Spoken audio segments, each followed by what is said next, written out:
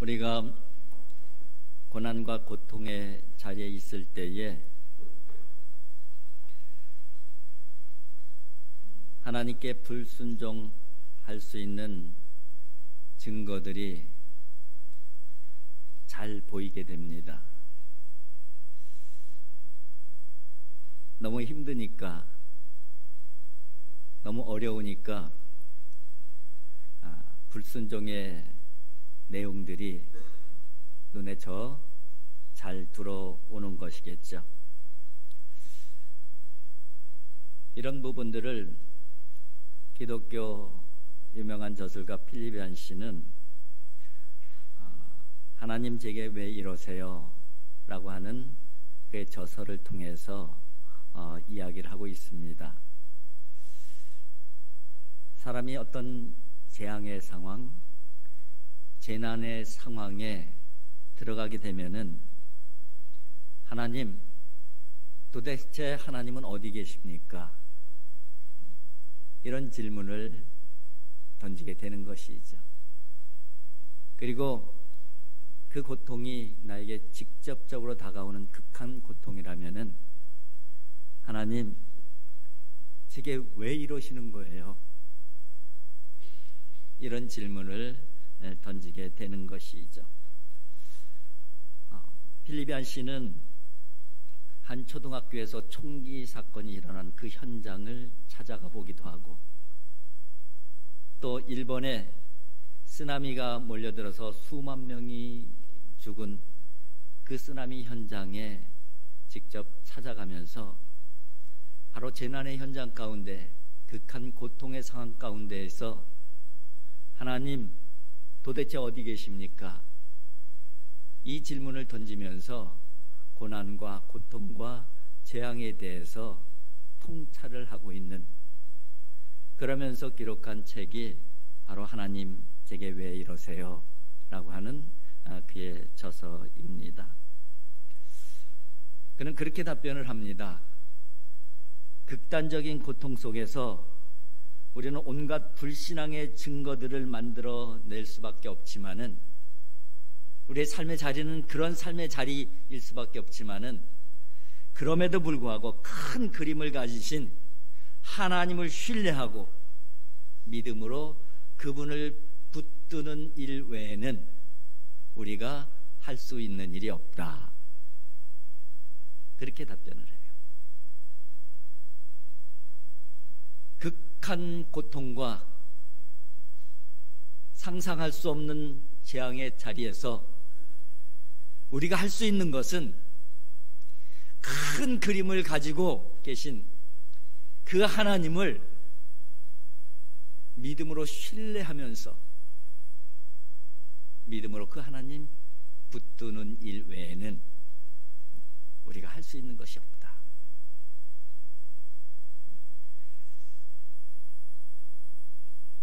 그래서 필리바 씨는 특별한 고통의 의미에 대해서 깊이 묵상을 합니다. 그가 묵상한 고통의 의미 중에서 아주 단순한 고통의 의미가 하나 있어서 소개를 해드립니다. 이렇게 얘기를 해요. 고통이 닥치면 우리는 보청기의 볼륨을 올리게 될 것이고, 평소에 들을 수 없었던 중요한 메시지를 들을 수 있게 될 것이다. 고통이 닥치면은 우리는 우리 귀에 끼고 있었던 보청기의 볼륨을 올리게 된대요. 그 볼륨을 자꾸 올리다 보면은 평소에는 듣지 못했던 하나님의 음성이 들려진다는 것이죠. 그래서 고통도 은혜이다. 그렇게 얘기를 하고 있습니다.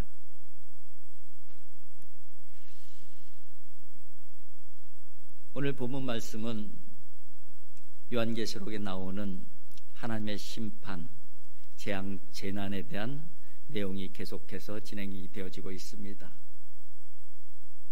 7인을 띠면서 재앙의 내용들이 나왔습니다. 그리고 7번째 인을 이제 띄었을 때에 이제 나팔 재앙이 시작이 되었어요. 잠깐의 고요한 시간이 있었고, 또 그 엄청난 재앙을 준비하는 하나님의 백성들에게 하나님께서 기도를 받으시는 하나님이심을 알려주시는 그 계시를 보여주시고, 그리고 곧바로 이제 천사가, 나팔을 든 천사가 첫 번째 나팔을 불기 시작합니다. 그러면서 7 나팔의 재앙이 쭉 이어지고 있는 것이에요. 그것이 바로 오늘 본문 말씀 8장 6절부터 시작해서 9장에 이르기까지 쭉 진행이 되어집니다. 오늘 8장의 내용은 13절까지 첫 번째 나팔, 두 번째 나팔, 세 번째 나팔, 네 번째 나팔까지 기록이 되어져 있습니다. 네 번째 나팔이 불려질 때에 그 재앙이 임하고, 그리고서 독수리 한 마리가 공중에 나타나서 땅을 향해서 외칩니다. 화가 있으리니, 화가 있겠다.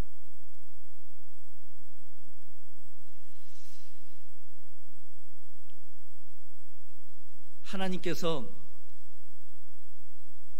왜 이렇게 상상하기도 힘든 그런 재앙과 재난에 대한 말씀을 하시는 것일까? 하나님께서 왜 이토록 극한 재앙을 이 땅에 내리실 그런 계획을 갖고 계실까? 이 땅에 악인들이 많아서 악인들의 범죄가 크고 엄중해서 내리시는 그런 재앙의 심판이시라면 우리는 그런 질문을 던질 수 있을 거예요. 하나님, 그래도 하나님은 사랑의 하나님이시라고 그러셨잖아요. 하나님은 자비의 하나님이라고 말씀하셨잖아요. 그런데 어찌해서 이렇게 극단적인 재앙을 이 땅에 내리십니까? 하나님, 좀 부드럽게, 좀 약한 재앙을 주시면 안 됩니까? 아니, 하나님, 이 땅에 재앙을 주시지 마시고 우리가 양심이 있으니까 하나님께서 양심을 설득해 주시고 양심에 호소해 주시면 안 됩니까? 그렇게 얘기를 할 수도 있겠죠. 그런데 성경에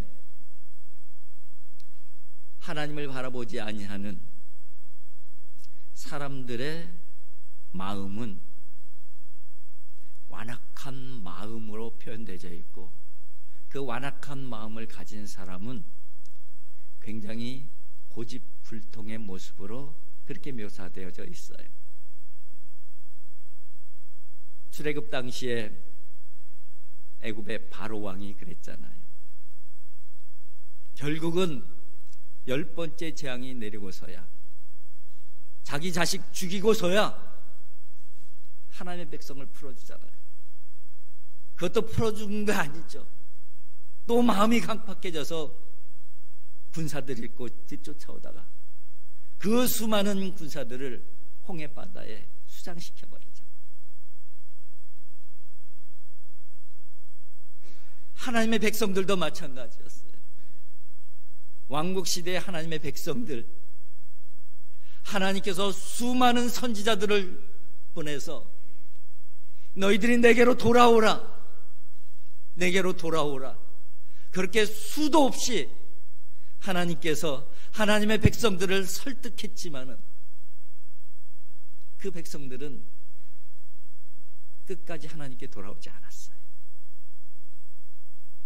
그래서 하나님께서는 아수르라고 하는 회초리를 들으실 수밖에 없었고, 바벨론이라고 하는 회초리를 들으실 수밖에 없으셨죠. 예수님 시대의 유대인들도 다르지 않아요.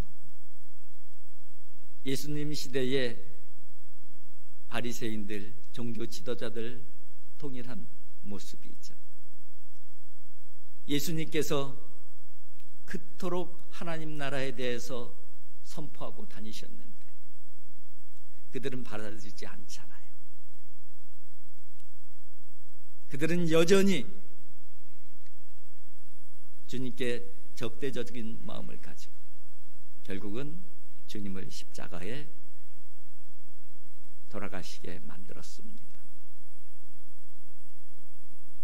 그 땅은 AD 70년에 로마에 의해서 다시금 초토화가 되어지죠. 하나님의 성전이 초토화가 되어져.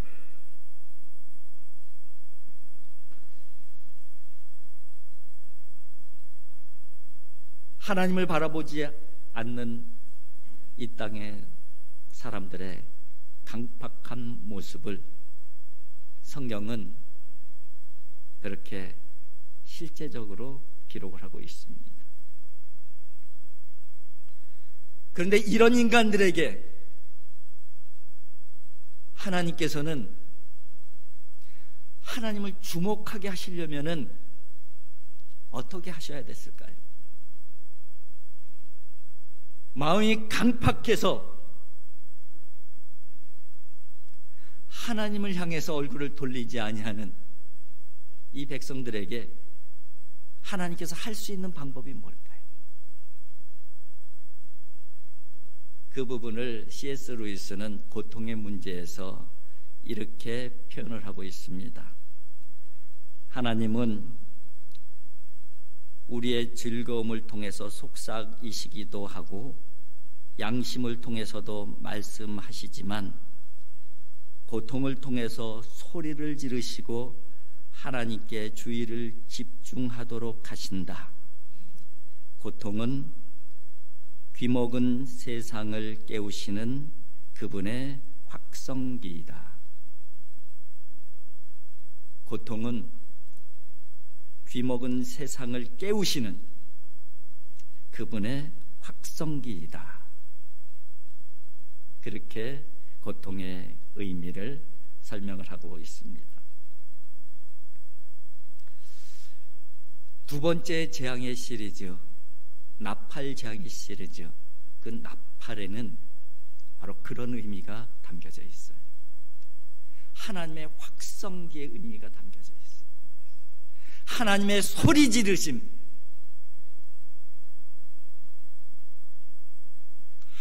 아무리 설득해도 눈을 돌리지 아니하는 그 강팍한 사람들을 향한 하나님의 소리 지르심, 그것이 바로 이 나팔 재앙의 아주 중요한 의미예요. 나팔 부는 것은 하나님의 부르짖음이셔요. 나를 좀 봐라, 내게 좀 주목해라.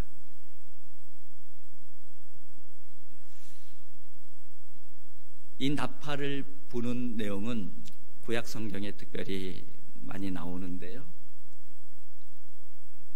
이스라엘 백성들에게 나팔을 불게 하는 경우는 크게 세 가지 정도로 구약 성경에는 기록이 되어져 있습니다.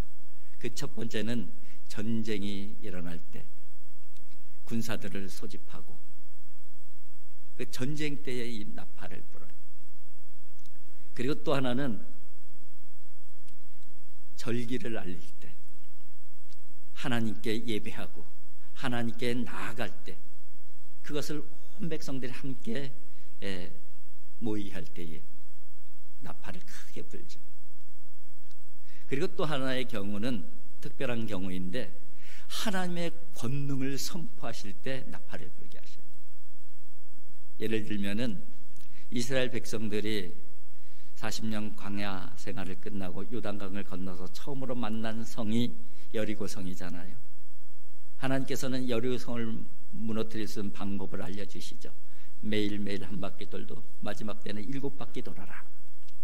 그리고 7바퀴 도른 다음에 제사장들은 나팔을 크게 불고 백성들은 소리를 외쳐라. 이것이 바로 여리고성을 무너뜨리는 하나님의 방법이었어요. 나팔을 불어라, 소리를 외쳐라.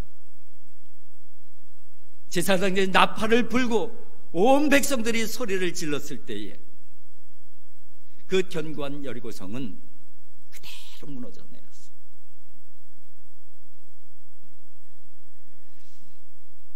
하나님께서는 하나님의 백성들을 하나님께 집중시키게 할 때 나팔을 부셔요. 한 사람도 빠짐없이 하나님께서 보여주시고자 싶은 그 무엇이 있을 때에 하나님께서는 나팔을 불게 하시는 것이죠.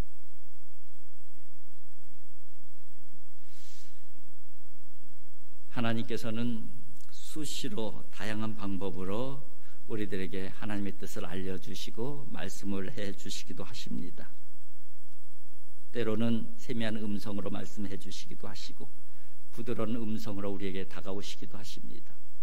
때로는 우리의 양심과 상식을 건드려 주셔서 우리에게 다가오시기도 하셔요.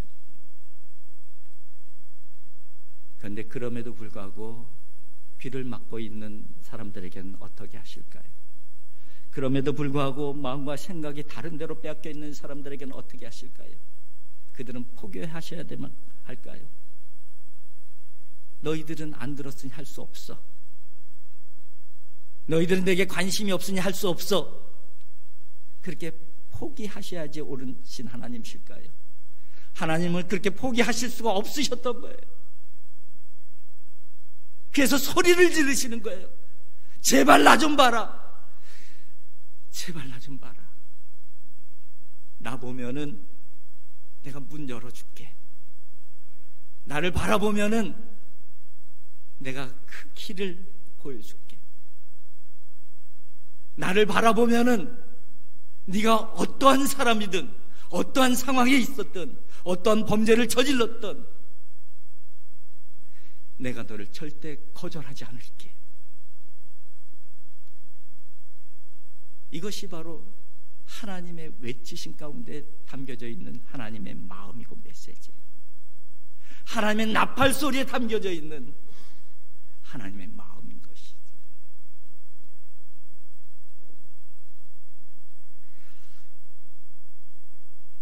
하나님께서는 한 영혼이라도 더 구원하고 싶어 하십니다. 하나님께서는 한 사람이라도 더 품에 안고 싶어 하시는 것이죠. 그래서 하나님께서는 마음에 피 끓는 마음으로 그렇게 외치시는 거예요. 이것이 바로 나팔장의 중요한 의미이고 그 안에 담겨져 있는 재앙 가운데 담겨져 있는 하나님의 은혜인 것입니다. 심판과 재앙을 포함한 모든 하나님의 행동의 목적은 단 하나예요. 구원하심. 거기에 있으셔요. 구원하심. 보좌에 앉으시니 어린 양께 있도다. 뭐가요? 구원. 구원이 보좌에 앉으신 하나님과 어린 양께 있도다. 그렇게 찬송을 하잖아요.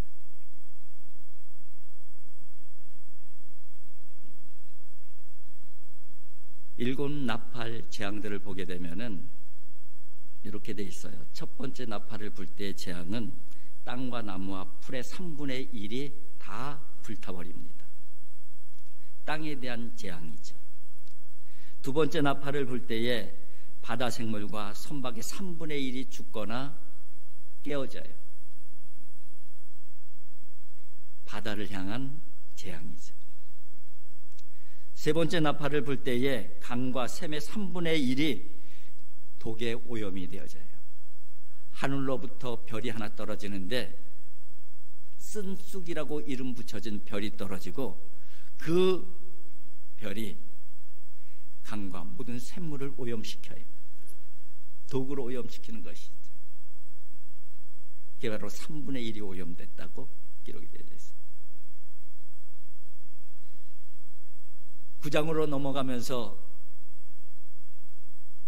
8장이 네 번째 네 번째 부분에 있어서는 해와 달과 별, 하늘로 올라가죠.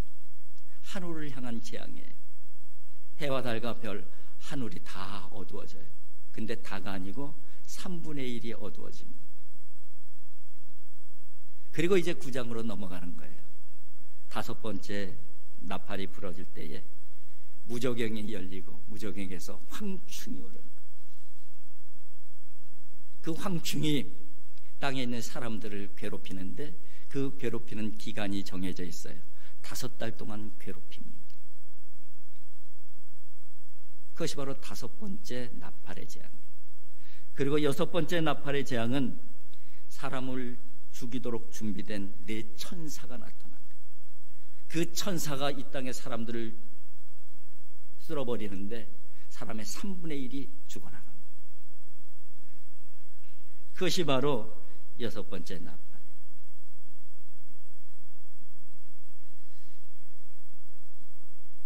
그런데 이 모든 나팔, 일곱 번째 나팔은 뭐냐고요? 일곱 번째 나팔이 불 때에 또 7개의 대접 재앙이 시작되어지는 것이죠. 그런데 이 앞에 있는 6가지의 재앙의 특징이 뭐냐면요, 그 재앙의 모든 범위를 제한하고 계시다는 거예요. 다 쓸어버리지 못하게 하셔요. 땅에 재앙을 내리실 때도 3분의 1만, 강과 바다를 재앙에 내리실 때도 3분의 1만, 하늘에 재앙을 내리실 때도 3분의 1만, 무정에게서 사탄이 나타나서 귀신의 대장이 나타나서 괴롭히는 것도 5달까지만, 죽음의 천사가 이 땅에 죽음으로 휩쓸어 갈 때에 3분의 1만 죽이도록 재앙의 범위를 제한해 놓으셨어요. 왜 하나님께서는 이 땅에 재앙을 내리실 때 그렇게 제한해 놓으셨을까? 하나님의 목적은 재앙 자체, 심판 자체가 아니고 구원이시기 때문에 그래요. 심판이시라면, 목적이 심판이시라면 그냥 쓸어버리시면 되잖아요. 그리고 끝 하시면 되잖아요. 그런데 왜 3분의 2씩이나 그냥 내버려 두시는 거예요? 하나님의 목적은 그 3분의 2가 있는 거예요. 하나님의 목적은 구원이시라는 것이죠.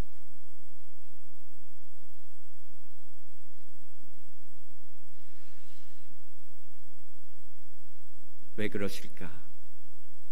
생각해보면 답은 간단해요. 하나님은 사랑의 하나님이시기 때문에 그래요. 하나님은 자비의 하나님이시기 때문에 그렇습니다. 돌아온 탕자의 비유를 우리는 잘 알고 있습니다. 그 아버지가 하나님의 마음을 표현하고 있는 대표적인 캐릭터잖아요. 탕자가 돌아왔을 때에 아버지는 너무너무 기뻐하셨어요. 그래서 잔치를 베푸고 좋은 옷을 입히고 송아지를 잡아서 사람들을 초대하다가 잔치를 벌였어요. 그런데 맏아들은 못마땅했잖아요. 그래서 아버지에게 화를 냅니다. 불평을 하는 거예요. 근데 그 불평을 하는 내용을 보게 되면은 합리적인 불평이에요. 아니, 동생은 잘한 거 하나도 없고 집 나가서 자기 재산 다 털어먹고 왔는데 왜 그 아이에게는 그렇게 환대를 해주시고 송아지를 잡아주시고, 나는 아버지 앞에서 끝까지 충성했는데 나에게는 염소 새끼 한 마리 안 잡아주시다 하나님 아버지께서 왜 동생은 그렇게 환대하시는 거예요? 합리적이잖아요. 맏아들의 불평은 지극히 합리적인 불평이에요. 그런데 합리적인 불평인데 그것이 아버지의 마음은 아니에요. 아버지의 마음은 불합리하지만 사랑을 선택한 것이죠. 불합리한 사랑, 이것이 바로 아버지의 마음. 여러분, 우리가 세상을 볼 때에 합리적인 불평의 눈으로 바라봐선 안 돼요. 왜냐하면은 그건 하나님의 마음이 아니기 때문에 그래요. 지금 불합리하더라도 사랑의 마음으로 봐야 되는 것이죠. 불합리한 사랑의 눈으로 보는 것이 옳은 것이죠. 왜냐하면은 하나님의 마음이 그런 마음이시기 때문에 그렇습니다.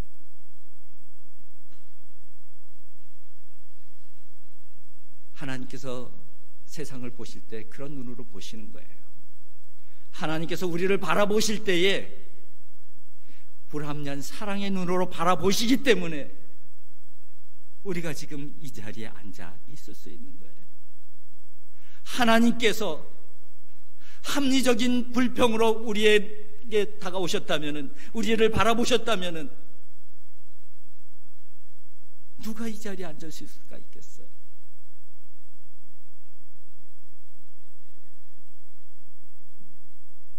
재앙을 알리는 나팔 소리에도 하나님께서는 하나님의 은혜를 담아 놓으셨습니다.